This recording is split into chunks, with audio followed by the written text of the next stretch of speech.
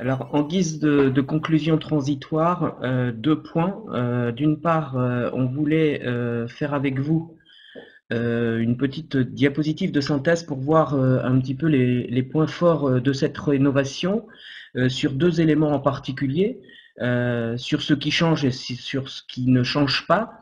Notre rénovation a toujours été guidée par le fait de profiter de ce qui se faisait au sein du bac gestion administration et qui se faisait d'ailleurs particulièrement bien.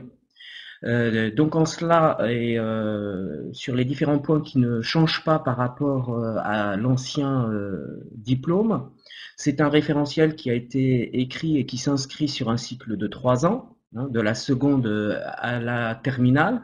Vous avez vu par l'entrée pédagogique qu'une montée en puissance est possible, donc on peut aussi s'emparer de ces ressources pédagogiques à différents niveaux. La période de formation au milieu professionnel que nous aborderons dans les prochaines webconférences, elle est maintenue à 22 semaines. Ce qui vient de vous être présenté au travers des trois exemples des situations professionnelles, eh bien cette entrée pédagogique, elle était souhaitée, souhaitable, utilisée, utilisable au sein et très largement au sein du bac gestion administration. Donc c'est quelque chose sur lequel nous souhaitions nous appuyer pour les motifs dont que Nadège Sevestre a rappelé précédemment. L'équilibre qui était déjà présent entre gestion et communication dans le précédent référentiel a été maintenu au regard notamment du caractère transversal et de l'importance liée à la communication. On y reviendra vendredi prochain. La place de l'explicitation dans le processus d'apprentissage, donc quelque chose qui est important et qui était l'une des forces de ce bac gestion administration. Et puis l'inscription dans la logique de la famille de métiers GATL. Alors peut-être un point sur cette dimension, puisque c'est une question qui avait émergé dans le chat et à laquelle j'ai répondu peut-être de façon un peu circonstanciée. Il s'avère qu'au sein de cette famille, de cette famille des métiers, deux diplômes ont été récemment rénovés. Le bac pro transport qui aujourd'hui est devenu le bac professionnel orientation de transport de marchandises, OTM, et puis le bac pro GA qui est devenu le bac pro Agora.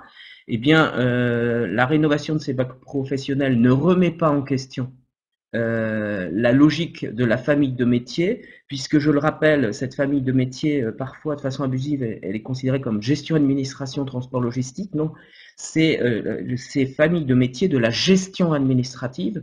Donc on s'inscrit bien dans ces logiques de métiers de gestion et d'assistance. Et tous les liens qui étaient établis, notamment sur la matrice des compétences et de correspondance entre les diplômes, a été mis à jour, transmis à la direction générale de l'enseignement scolaire, et le vademecum, j'allais dire, retoiletté et complété, sera mis à disposition, tout comme toutes nos autres ressources, sur le site du SERPEG. Donc ça, c'est parmi les éléments qui ne changent pas. Alors, parmi les éléments qui changent et qui constituent en soi aussi des points forts, hein, puisqu'on a pris ce qui se faisait de bien précédemment et puis ce qu'on pourrait améliorer et faire de mieux, c'est l'élargissement en termes d'activité, et vous l'avez vu dans notre spectre, tant sur les organisations que sur le périmètre des activités. C'est la structuration en bloc de compétences qui était l'un des objectifs qui permettait d'expliquer aussi pourquoi réécrire ce bac professionnel pour se mettre en conformité par rapport à ce qui sera fait désormais pour tous les diplômes professionnels. C'est la disparition du passeport professionnel. Alors sur cette dimension-là, la précision a été donnée puisque je vous remercie d'avoir posé cette question, mais c'est la disparition du passeport professionnel en tant qu'utilisation à visée certificative. Mais bien évidemment, nous aborderons la question de la trace et du suivi des compétences. Vous aurez compris que peut-être de façon simple, ce passeport professionnel, il avait une utilité. On peut établir un passeport pour le bloc 1, pour le bloc 2, pour le bloc 3. On peut en imaginer une appellation différente, portfolio, portefeuille. Ce sera à la liberté des équipes que de le choisir, mais nous aborderons spécifiquement la question de la trace dans les prochaines webconférences. La disparition du pôle 4, qui en définitive est une fausse disparition, puisque vous l'avez vu, de façon transversale, la participation à projets et les compétences que l'on peut développer en la matière, en tout cas nos bacheliers, eh bien, elles peuvent se retrouver à la fois dans le bloc 1, mais également dans le bloc 2 ou dans le bloc 3. Autre élément qui change, et vous le verrez de façon très concrète vendredi prochain, c'est l'approche du numérique et l'importance de la dimension comptable. Et ces éléments-là nous amèneront à vous présenter l'arsenal numérique, ou en tout cas le dispositif qu'on est susceptible aujourd'hui de vous proposer et sur lequel on souhaite attirer votre attention. Et puis un point sur la didactique de la comptabilité, hein, pour voir véritablement le sens que l'on donne à cette réintroduction de la dimension comptable, qui n'est pas une réintroduction classique ou traditionnelle de ce qui se faisait avant la création du bac gestion-administration. Et puis évaluation et portfolio, donc traité principalement en troisième web conférence. Alors, toutes les ressources, là aussi, Myriam a répondu lors de notre premier échange.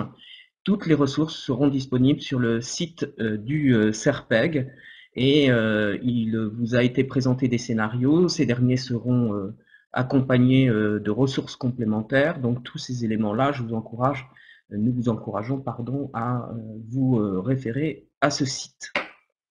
Donc, pour en terminer, je vous rappelle que la prochaine webconférence aura lieu le 5 juin 2020, c'est-à-dire vendredi prochain.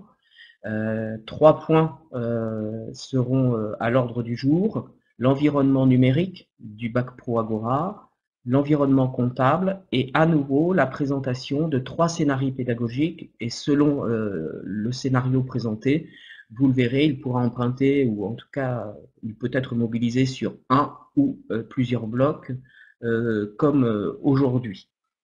Alors, n'hésitez pas à nous faire part de toutes les questions qui vous viendraient à l'esprit et qui n'auraient pas encore trouvé réponse.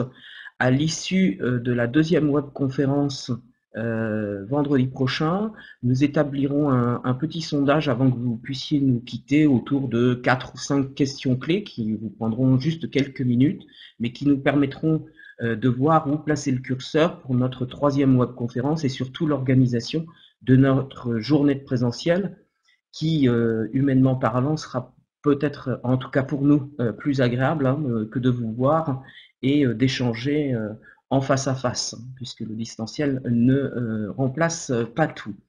En tout cas, au nom de l'équipe du groupe de rénovation, du groupe mobilisé à la rénovation et à la réalisation du guide d'accompagnement, au nom de Alain Henriet et moi-même, nous vous remercions pour votre assiduité, et merci encore à la qualité des animateurs qui nous ont accompagnés durant cet après-midi. Oui, juste un instant, si tu permets, Franck, pour compléter deux ou trois points dans ce qui a été dit. Deux remarques. Il faut bien dissocier de ce qui est la certification, et donc tout ce qui est dans le référentiel de certification qui s'impose d'une certaine façon aux formateurs, de tout ce qui relève de la formation.